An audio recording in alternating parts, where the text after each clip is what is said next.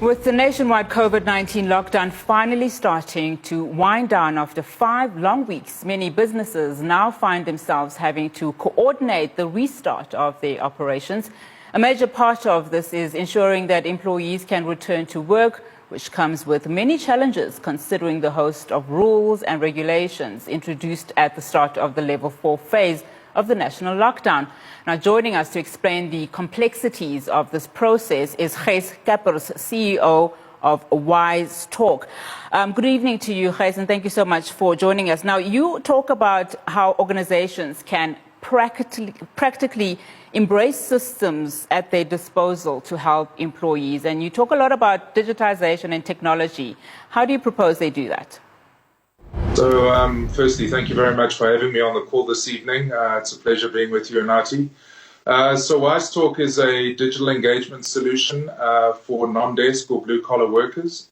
And what we've enabled organizations to do, particularly the large mining companies and the retail companies, is to issue personalized digital permits to each employee in a secure way, and also allowing these employees to actually understand what needs to happen when they go to work.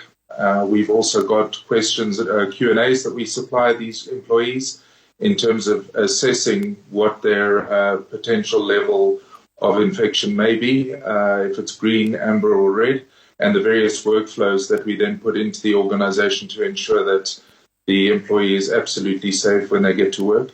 And those are the steps that we're taking. So our solution actually really enables these massive businesses to engage directly with employees in a secure, personalized way, in order to make sure that this extraordinary circumstance that we now find ourselves in is as fluid as it can possibly be for these employees.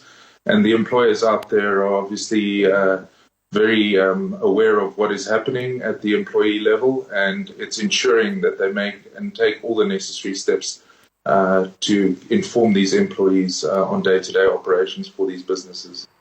But the success of your model, if I can call it that, really relies on the strength of the systems that are in place in some of these companies. So who do you work with closely in the companies? Is it a case of making sure that HR has their data systems in place? Tell us about how you go into a company and actually get them ready for that. So our solution really integrates with all of the HR systems that are within an organization. And once we have the data of those employees and we securely connect them through our system, the employee has a direct channel to the organization and the organization has a direct channel back to the business. So typically we're engaging with the stakeholder engagement personnel within an organization. The communications teams work very closely with our teams, and our integration teams and our development teams work very closely with the IT teams within these organizations to ensure that the HR records are up to date and that we're communicating at the right level to the right employee, at the right geography and for the right role.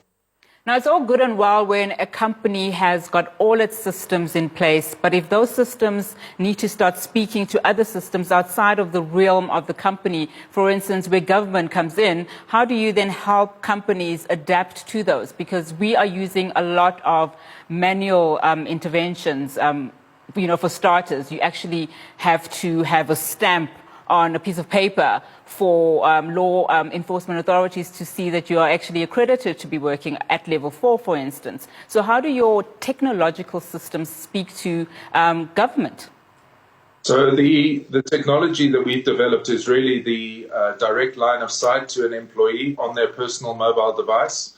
The organizations now, with regards to return to work permits, actually produce those permits per employee, and we digitize that permit and then deliver it directly to that employee in a secure way.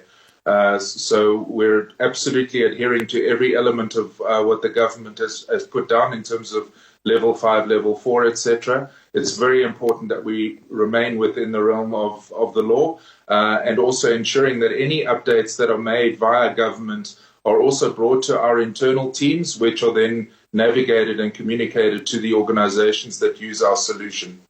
All right, my final question to you is a little bit outside of what you're doing in terms of your systems now. Digitization, obviously a very overwhelming topic, especially when we were talking about artificial intelligence.